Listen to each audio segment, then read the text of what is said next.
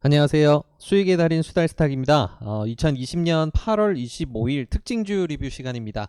자, 오늘 장 굉장히 좋은 분위기였어요. 어제에 이어서 오늘까지 굉장히 좋은 분위기로 장이 마무리가 됐는데, 오늘 어떻게 즐겁게 잘 매매를 하셨는지 모르겠습니다.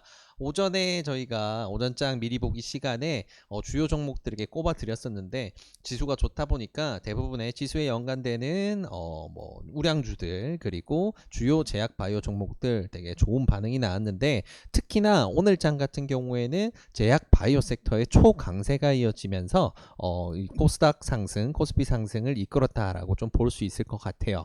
그래서 오늘 전체적으로 좋은 흐름 속에서 매매를 할 수 있는 재밌는 종목들이 많았는데, 장중에 코스피 코스닥을 봤을 때 장중에 이렇게 좀 등락이 컸던 구간들도 있었어요. 이 구간에서는 이제 급하게 올려뒀던 제약 바이오 종목들이 강하게 급락을 한번 했었는데, 이 구간이 사실 조금 투자자분들에게 굉장히 어려운 구간이 아니었나 생각이 됩니다. 그래서 이런 부분에 어려움이 있었지만 뒤에 다시금 수급이 확대가 되면서 좋은 흐름으로 마무리가 됐고요. 이런 흐름을 만들어가는 데 있어서 오늘 외국인 투자자와 기관 투자자가 굉장히 중요한 역할을 했다라고 볼 수 있을 것 같아요.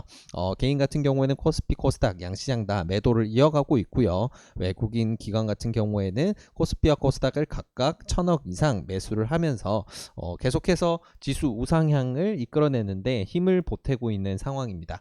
자, 이러한 상황 속에서 우리가 오전에 찝어둔 종목들 중에 제약 바이오들 굉장히 오늘 특징적으로 재밌는 흐름을 보였는데, 이러한 흐름은 이번 주 금요일에 일정을 앞두고 있는 첨생법 관련 발표와 맞물리면서 이번 주 금요일까지는 지수가 우상향할 경우 계속해서 제약 바이오주들이 좀 강세를 이어갈 수 있겠구나 염두에 두시면서 장을 보시면 좋을 것 같습니다. 그리고 덧붙여서 어제 특징주 리뷰를 잡아다렸던 진원생명과학은 어제에 이어서 오늘도 상한가로 마무리하면서 초강세를 이어가고 있네요. 자, 어제도 재밌는 종목 하나 잡아드렸었는데, 자, 오늘도 재밌는 종목 또 한번 같이 알아보도록 하겠습니다. 오늘 들여다볼 종목은 바로 신풍제약이라는 종목입니다. 워낙 유명한 종목이죠. 네, 뭐 6월달에 있었던 이제 6월달, 7월달에 이어졌었던 제약 바이오 종목들 중에서 굉장히 큰 슈팅이 나왔던 종목을 꼽아보라라고 하면 10중에 한 8분 정도는 아마 신풍제약이 대단하지 않냐라고 이야기를 하실 것 같아요. 개인 투자자분들께 인기도 굉장히 많았고, 뭐 팔자를 고치는 주식이다 이런 얘기까지 떠돌 만큼 굉장히 놀라운 상승 파동을 보여줬던 종목이에요. 일봉이나 분봉을 조금 살펴보게 되면, 일봉을 봤을 때 말씀드렸던 이제 6월 7월 구간에 3만원에서 한동안 행보했던 6월달에 한동안 행보를 했던 종목이 7월 들어서 순식간에 15만원을 돌파하며 5배 이상 상승하는 굉장한 상승 파동을 보였었죠. 그 이후에 강한 하락이 있었고, 하락 이후에 당연히 행보가 발생을 하죠. 자, 강한 상승 고점, 그 이후에 이어서 발생하는 하락, 그 이후 추세가 굉장히 중요한데, 여기서 신풍제약 같은 경우에는 하락 이후에 행보를 굉장히 잘 규칙적인 거래량과 규칙적인 추세를 맞춰서 잘 마무리 지었습니다. 이 54,000원까지 뺐던 구간 같은 경우에는 굉장히 조금 매매하기가 어려운 구간, 특히나 매도 거래가 굉장히 크게 떨어졌던 구간이라서 우리가 투자 접근하기가 어려웠던 반면에, 그 뒤에 66,800원, 그러니까 67,000원 정도를 지지해주는 횡보 구간에서는 우리가 전략적으로 접근할 수 있는 여지가 굉장히 많았었기 때문에 규칙적인, 그리고 조금은 생각보다 짧았던 행보 이후에 다시금 상승 파동을 그려내고 있는 상황입니다. 어떤 일을 하길래 이렇게까지 좋은 흐름을 계속해서 보일까 좀 궁금하니까 회사가 하는 일부터 한번 살펴볼게요. 자, 회사가 하는 일을 살펴보면 당연히 제약 바이오 쪽의 업무를 보고 있다라는 내용이 나옵니다. 자, 생명과학 기술을 토대로 화학물질 합성 과정을 거쳐서 독특한 물질을 생산하는 산업이다. 이런 제약업을 하고 있다라는 건데, 제약업 하는 회사 워낙 많잖아요. 많은데 지금 신풍제약 같은 경우에는 이렇게 초강세를 보이고 제약 바이오 시장에서 주목을 받게 된 데는 사실 이 회사가 만들고 있는 여러 가지 약 중에 이제 에볼라 바이러스 치료제 중에 우리 유명한 거 아시는 거 있을 거예요. 렘데시비르라고 있습니다. 그 렘데시비르가 코로나19 치료에 굉장히 큰 효과가 있다라고 부각이 되면서 한국에 에볼라 치료제를 만드는 회사가 어디가 있지라고 했을 때 신풍제약이 크게 부각이 됐었죠. 그래서 코로나가 시작됐던 시즌부터 해서 거래량이 폭증을 하면서 계속해서 좋은 흐름을 이어왔는데 시세 분출이 7월 말에 한번 있었고 한번 하락 조정 후에 지금은 다시 재상승을 노리고 있는 구간. 그래서 이러한 이유 때문에 지금 렘데시비르라던가 아니면 에볼라 치료에 대한 이슈가 부각이 될수록 신풍제약은 굉장히 좋은 흐름을 이어갈 수 있어요. 특히나 오늘 같은 경우에는 급락 이후에 가장 큰 상승이 발생을 했는데 이 상승을 발생하게 한 데는 아무래도 중요한 재료가 있었겠죠. 그 내용을 살펴보면 마찬가지로 뉴스가 하나 있었습니다. 오늘 중앙임상위원회에서 브리핑한 내용 중에 렘데시비르와 덱사메타손 외에 아직까지 코로나19 치료에 있어서 인정할 만한 임상 자료를 만들어낸 곳이 없다라고 단언을 했어요. 그래서 이 말을 조금 꺾어서 생각을 해보면 렘데시비르와 덱사메타손은 현재 치료 효과가 어느 정도 인정받았다라고 볼 수가 있겠죠. 그런 상황이다 보니까 사실 신풍제약뿐만 아니고 이것과 관련된 여러 관련주들이 굉장히 초강세를 보인 게 오늘 하루의 흐름이었습니다. 자, 그러면 이제 뭐 뉴스도 나왔고 추세들도 새로 나왔으니까 우리는 앞으로 어떤 흐름을 이어갈 수 있을지 한번 살펴봐야 되겠죠. 자, 신풍제약 앞으로 어떤 흐름을 이어갈지 한번 살펴볼 텐데 이제까지는 제가 코스닥의 좀 소형주라고 해야 될까요? 아니면 수급을 보는 데 있어서 자금의 흐름만 좀 중요하게 봤지 투자 주체에 대해서 좀 중요하게 봐드리지 않았는데 신풍제약 같은 경우에는 이제 시총이 굉장히 큰 대형주로 분류가 되죠. 이런 대형주 매매를 할 때는 반드시 지금 투자자들이 어떤 생각을 갖고 있고 어떤 주체가 돈을 넣고 있는지를 확인을 해야 됩니다. 자, 종목별 투자자 매매 종합을 보게 되면 이 신풍제약의 최근 자금 흐름을 볼 수가 있는데 자, 여기 보이는 숫자들은 단위는 100만 단위예요. 그래서 보시게 되면 최근에 계속해서 외국인 매수세가 이어져 온 거를 확인을 할 수가 있죠. 지금 현재 이 신풍제약의 재상승과 아니면 하락 이후의 행보 구간에 가격을 지지해주고 좋은 흐름을 만드는 데 있어서 가장 크게 관여한 주체는 바로 외국인입니다. 이 외국인 매수세가 굉장히 오랫동안 이어져 왔어요. 보시게 되면 7월 27일에 92억을 이제 순매수하면서부터 이 흐름이 굉장히 좀 출발이 됐다라고 볼 수가 있는데 7월 27일이 언제냐라고 한번 돌아보게 되면 바로 요 날이었어요. 강한 하락이 두 번째 발생했던 날. 사실 이 날 이후에 그 다음 날에 무려 25%나 빠졌기 때문에 그러면 외국인 투자자가 매수를 했다 하더라도 이거는 절대적인 게 아니지 않냐, 이거는 이 사람들 손절한 거 아니냐라고 생각할 수 있는데 외국인 투자자와 기관 투자자, 결국 외국인 투자자들도 대부분 다 펀드라던가 대부분 다 기관이라고 볼 수 있죠. 투자 호흡이 달라요. 투자 호흡이 우리가 생각하는 개인 투자자들의 호흡보다 훨씬 더 깁니다. 결국은 외국인 투자자와 기관 투자자의 자금 흐름을 분석할 때는 지금 단기적인 것도 단기적인 거지만 큰 추세에서 이 회사는 앞으로 더 올라갈 거다라고 생각을 한다면 떨어질 때 더 적극적으로 담는 특징을 가져요. 지금 신풍제약 같은 경우에 그 다음날 90억대를 크게 매수를 한 그 다음날 더 강한 하락이 발생했음에도 불구하고 또 추가적으로 매수세를 이어가고 한 번도 순매도를 이어가지 않았어요. 한 번도 순매도가 발생하지 않는 채로 거의 한 10거래일 이상 이어갔었죠. 이런 흐름으로 이어간다는 건 그만큼 이 회사에 대해서 앞으로 재상승에 대해 확신을 가지고 있다라고 볼 수 있을 것 같아요. 그래서 이런 흐름이 발생을 하고 가격 추세가 좋은 흐름을 이어간다라고 한다면 우리는 굉장히 눈여겨볼 필요가 있다는 거, 큰 추세에서 이런 해석이 꼭 필요하다는 거 기억하시면 좋을 것 같습니다. 결국은 신풍제약은 이런 기간을 거치고 나서 이번 8월 18일, 그러니까 8월 중순이 지나는 시점부터는 다시금 시세 발산이 시작이 됐고요. 일봉상으로 봤을 때 이렇게 거래량이 슬금슬금 증가하면서 상승폭을 늘려가고 있어요. 재밌는 부분은 강하게 급등을 한 구간이죠. 아직도 조정을 받았다지만 굉장히 높은 가격대예요. 그래서 이 높은 가격대에 있다는 거는 급등 이후에 비어있는 매물대라고 보면 될 것 같아요. 그래서 이게 무슨 말이냐면 지금 이렇게 강하게 상승을 했던 종목들은 상승을 하면 할수록 점점 올리기가 쉬워진다. 결국 거래량을 적게 하고서도 더 쉽게 올릴 수 있다라는 건데, 지금 같은 경우에는 가장 강력한 매수 주체인 외국인이 워낙 많은 물량을 가져가고 지금 단기 추세를 결정짓고 있다 보니까 어느 정도 외국인, 그리고 오늘 어제 같은 경우에는 기관도 가세를 했죠. 이러한 투자자들의 투자 추세, 어느 방향으로 가느냐, 오늘은 매수냐, 오늘은 매도냐, 아니면 오늘은 쉬어가느냐, 이거에 따라서 주가는 그려질 수 있는 상황입니다. 그래서 지금 현재 이렇게 계속해서 돈을 밀어넣고 있다는 것은 일단 큰 추세로 봤을 때 앞으로 더 밀어 올릴 가능성이 훨씬 더 높다라고 일단은 볼 수가 있겠네요. 자, 그렇다면 일단은 신풍제약이란 종목이 외국인 매수세를 바탕으로 해서 좋은 흐름 이어가고 있고 앞으로도 좀 더 갈 수 있다라고 한다면 우리는 어떻게 대응을 해야 될지 살펴봐야 되겠죠. 그러면 분봉상으로 좀 자세하게 한번 살펴보도록 하겠습니다. 화면을 조금 확대해서 보여드릴게요.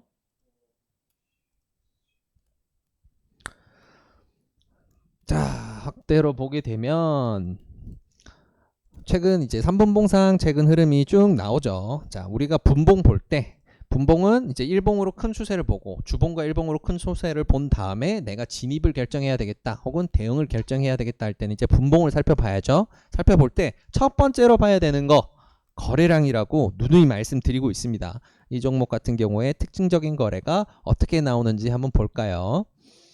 자, 이 하락을 강하게 했었고 지나친 거래량이 동반됐던 구간은 조금 치우고 가까이에 있었던 구간 중에 좀 중요했던 거래량들을 한번 살펴보겠습니다.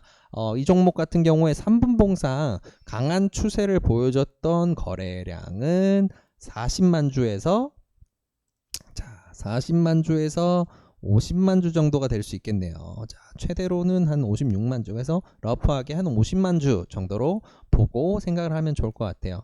최근 흐름을 다시 한번 땡겨서 들어가 볼게요. 최근 상승이 이제 시작된 시점 8월 중순부터 다시 한번 땡겨 보게 되면 계속해서 우상향을 이어가는 와중에 매수 거래량이 매도 거래량보다 계속해서 크게 발생하고 있는 걸 볼 수가 있어요. 이런 것들이 다 순매수 구간이라고 볼 수 있는데 이렇게 매집을 이어가면서 상승을 시키고 있다는 것은 아직 발산이 끝나지 않았다라고 볼 수 있는 굉장히 중요한 근거가 됩니다. 그래서 분봉을 해석하실 때 분봉상 이렇게 보이는 이렇게 상승을 시키고 특징적 거래량을 한 다음에 그 다음에 당연히 이제 눌림목이 나오는데 눌림목 구간에서 매도를 얼마나 했지, 이런 추세상 거래량을 보면서 돈을 어떻게 움직이고 있구나 판단하는 게 굉장히 중요합니다. 그래서 이 부분 기억하면서 가볼게요. 자, 그래서 신풍제약 같은 경우에는 최근에 이렇게 상승 추세를 이어가는 와중에 뭐 올렸다 내렸다 상승 이후 눌림목 계속 반복을 했지만 큰 추세는 상승을 이어가고 있고, 이런 상승 와중에는 외국인과 기관 투자자의 자금이 들어오고 있다라는 걸 일단 확인했죠. 자, 그 다음에 오늘 추세가 조금 변곡이 된 부분이 있어요. 보시게 되면 오늘 같은 경우에는 평소랑 다르게 상승 이후에 매도 거래량이 상당히 크게 터졌던 부분이 있습니다. 자, 눌림목 부분에서 다른 때는 앞에 상승 정도의 매도였다고 한다면 이번에는 앞에 상승보다도 더 많은 양의 매도라고 볼 수 있는 거래량이 어느 정도 나왔어요. 그래서 이런 구간이 나온 뒤에는 눌림목이 전체적으로 한 하루 이틀 정도 쉬어가는 그런 흐름이 나올 가능성도 굉장히 높습니다. 결국은 내일 흐름 같은 경우에는 이렇게 흐를 수도 있다라는 것은 염두에 두고 이 부분을 생각을 한 상황에서 우리는 이 종목을 대응할 방안을 찾아야 되겠죠. 자, 그렇다면 대응 방안을 찾을 때 첫 번째 우리는 기준봉과 지지선과 저항선 확인해야 되겠죠. 자, 일단은 최근 이미 상승을 쭉 해왔기 때문에 아래 돌파에서 지나왔던 중요한 지지선보다는 가까이 있는 지지선부터 한번 지켜볼게요. 일단은 중요한 거래량이 터졌던 시점들, 이 봉들 하나하나 체크를 이렇게 해주시면 되고요. 자, 오늘 장중에 발생했던 가장 거래가 활발했던 구간은 바로 이 구간이죠. 네, 이 구간에서 발생했다는 거 해서 이렇게 체크를 한번 해주시면 되고요. 자, 최고 상승 구간까지 해서 지금 우리 주가에서 봤을 때, 그리고 전날 종가 부근 강한 거래량이 있었고요. 여기에 맞춰져 있는 이 종가, 이 부근, 이 부분도 굉장히 강한 지지선이 되어줄 수 있겠네요. 이게 강한 이렇게 기준 거래량이 터졌던 중요한 거래량이 터졌던 봉들이 이미 지나쳐서 올라왔다면 다시 떨어질 때 그 가격은 지지선이 돼주는 거고요. 과거에 이런 거래량을 동반해서 강하게 상승을 했던 고점 부근은 저항선이 됩니다. 앞으로 올라갈 때는 이 부분을 꼭 기억하시면서 보게 되면요. 자, 오늘 장 종료 이후에 이어가는 추세에서 내일 상승이 될지 하락이 될지 출발이 여기가 될지 여기가 될지는 아무도 모르는 거예요. 아무도 모르는 겁니다. 하지만 우리는 생각을 해볼 때 만약에 보합 출발을 했을 때 난 어떻게 대응해야 되겠다. 혹은 상승 출발을 했을 때 난 어떻게 해야 되겠다. 혹은 약세 출발을 했을 때 난 어떻게 해야 되겠다. 시나리오를 세워야 우리가 대응을 할 수 있겠죠. 자, 그래서 일단은 일봉상도 그렇고 분봉상도 그렇고 10분 제약의 가장 중요한 추세선, 단기 일봉상 추세선을 보게 되면 10만원 선 매우 중요합니다. 10만원 선 매우 중요합니다. 10만원 선과 그리고 95,000원 선 여기까지가 지지해주는 굉장히 강한 힘을 가지는데 과거의 특징적인 거래량과 그 이후에 밴드를 뚫는 구간이라서 그래요. 네. 이 구간을 분봉상 이탈을 하게 됐을 때 잠시만요. 자, 분봉상 이탈하게 됐을 때는 이거는 거래량이 얼마나 터지는지 보고 죽는 봉인지 아닌지 빠르게 판단을 해서 정리를 해야 돼요. 그래서 여기 말씀드렸던 10만원 선, 10만 5천원 부근 요 구간이거든요. 이 구간은 방어가 되지 않으면 추세 하락으로 이어질 수 있다는 거 꼭 기억하세요. 굉장히 중요한 선입니다. 그래서 이 구간을 해치지 않고 뭐 횡보를 한다. 내일 바로 상승을 이어가지 않고 횡보를 한다라고 한다면 어느 정도 추세가 아직 살아있다고 볼 수 있겠고 그 와중에 아까 확인했던 것처럼 외국인과 기관 매수세가 계속해서 이어진다면 이거는 앞으로 좀 쉬었더라도 다시 이어갈 수 있겠구나 라고 생각하시면 좋을 것 같아요. 자, 이 부분을 베이스로 깔아둔 다음에 한번 살펴볼게요. 일단 오늘 종가 이 부분에서 만약에 내일 보합으로 시작했다 라고 생각을 해볼게요. 11만 4천원 부근에서 내일 출발을 했다 라고 생각을 한다면 우리가 중요하게 생각할 수 있는 지지점은 일단은 1차로는 오늘 상승 구간 내에서 발생했던 하단선이죠. 짧게 봤을 때는 여기입니다. 11만 1,700원, 11만 2천원 부근이라고 보면 되겠네요. 11만 2천원 부근. 이 부분이 가장 첫 번째 지지선이 되어줄 겁니다. 보합에서 출발했을 때 아래 위로 흔들 때 지지를 해줄 수 있는 첫 번째 부분, 그리고 그 와중에 지금 분봉상 122평선이 끌려 올라올 거기 때문에 첫 번째 구간은 아마 이 구간 정도에서 지지선으로 받아줄 가능성이 꽤 있어요. 만약에 시가 출발 이후에 한 10분에서 20분 이내 강한 하락이 발생을 한다면 이 구간은 굉장히 쉽게 뚫리는 구간이기 때문에 지지선을 여기로 봐야 됩니다. 아침 출발 첫 봉이 어떻게 되느냐에 따라 대응은 다른데 일단 우리가 기억할 거, 첫 번째로 지지해 주는 거는 11만 2천원 부근, 그리고 그 다음은 11만원 부근이라는 거, 이 부분에서 우리가 첫 번째 지지를 해주는 구간이다 라고 할 수 있겠죠. 자, 그렇다면 내일 보합이나 혹은 하락 출발했을 때 우리가 생각할 수 있는 가장 좋은 첫 번째 매수 밴드는 요 구간입니다.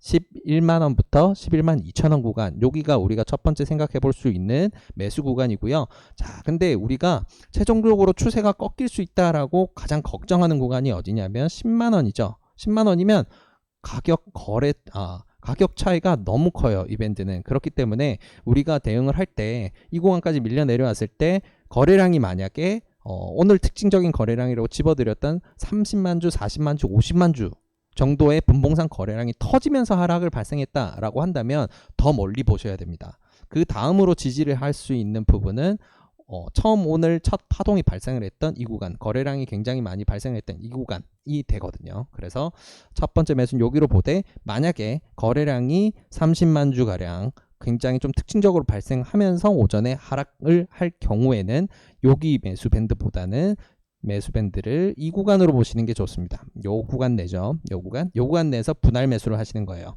10만 4천원에서 11만원 사이에서 분할 매수를 하는 겁니다. 전략적으로 봤을 때는 요 정도 구간에서 한번 매수, 요 정도 한번 매수, 요렇게 보시면 훨씬 좋겠죠.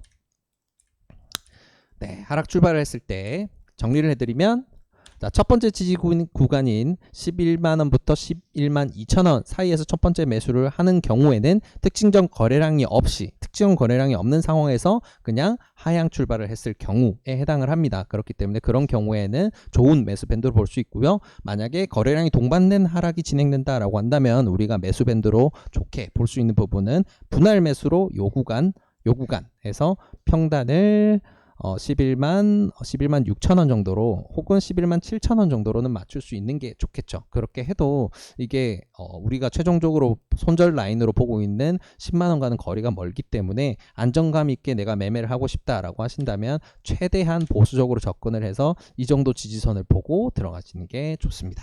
자, 일단은 하락 출발 시 우리는 이렇게 대응을 하겠다 먼저 살펴봤고요.